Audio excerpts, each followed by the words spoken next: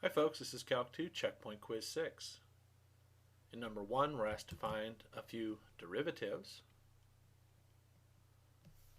So in part A, we're given f of x equals x times the arcsine of x plus the square root of 1 minus x squared. And we're asked to find the first derivative f prime of x. So the new creature in here is the arcsine, and the derivative of the arcsine of x is 1 over the square root of 1 minus x squared.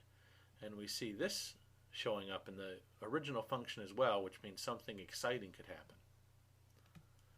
Alright, so when we take the derivative, first thing we have to be cognizant of is in the first term we have a product of two functions of x.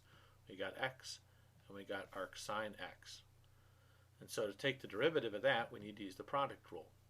So I take the derivative of the first factor times the second plus the first times the derivative of the second plus, now I need to take the derivative of this guy. And from Calc 1 we know we need to think about this guy as the 1 minus x squared to the 1/2 power. So that when we take the derivative of him, we can use power rule and get 1/2 1 minus x squared to the negative 1/2 times, the chain rule kicks in, the derivative of the quantity inside, 1 minus x squared. Alright, now we go through and simplify. The derivative of x with respect to x is just 1. 1 times arcsine x plus x times the derivative of arcsine x, which is 1 over the square root of 1 minus x squared,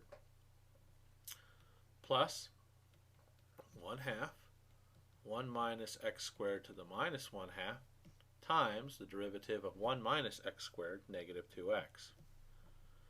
So we simplify this, I get arcsine of x plus x divided by the square root of 1 minus x squared. Let's see what happens over here. The 2's cancel, and I have a negative x, and that's going to be 1 minus x squared to the 1/2 in the denominator, which is the square root of 1 minus x squared in the denominator. And so we have these terms cancel out. So for my grand final answer, f prime of x is arcsine x.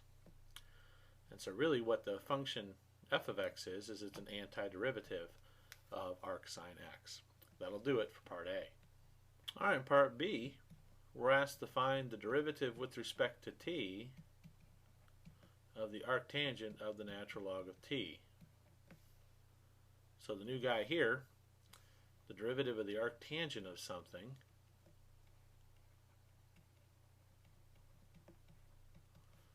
is 1 over 1 plus that something squared times, chain rule, the derivative of that something. And even though it's not entirely new, the derivative of the natural log of something is 1 over that thing times its derivative. Right? So those are both the new formulas here. So we take the derivative of the arctangent of natural log t. So the natural log of t is our u in this case. So what's the derivative of the arctangent of something? It's 1 over 1 plus that something, natural log t, squared times the derivative of that something. So I get 1 over 1 plus the natural log of t squared times 1 over t. And so for my final answer, I can just rewrite this as 1 divided by t times the quantity, 1 plus natural log of t squared. Now don't be tempted to bring the 2 down front. The only way you could bring the 2 down front is if the square were happening inside the log and just applied to the t itself. That'll do it for part B. Alright, in part C, we're given y is the arc secant of e to the minus x, and we're asked to find the derivative dy dx. So we've got some of the new formulas here. The derivative of the arc secant of something is 1 over the absolute value of that something times the square root of that something squared minus 1 times the derivative of that something. Now remember, the absolute values are here because we're defining the range of the arc secant to be in quadrants 1 and 2. If we had chosen to define the range of the arc secant to be quadrants 1 and 3, we would not need the absolute values. And the other formula at play here is the derivative of e to the k times x, which is k e to the k times x. Alright, so we put both of these together. The derivative of arc secant of something is 1 over the absolute value of that something times the square root, give myself some room here, of that something squared minus 1 times the derivative of that something. And I just noticed here this should be dy dx.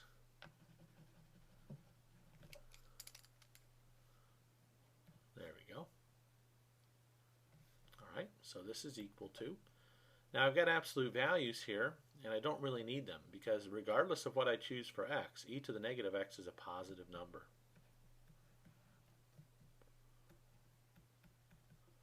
Square root. E to the negative x squared I can write as e to the negative 2x, like that. And I take the derivative of e to the negative x. With k is negative 1, I get negative e to the negative x. So, when I multiply this out, these e to the negative x's will cancel. And I get a negative 1 divided by the square root of e to the minus 2x minus 1. Now if you want to take this a step farther, you can factor out the e to the negative 2x, get an e to the negative x which flips upstairs.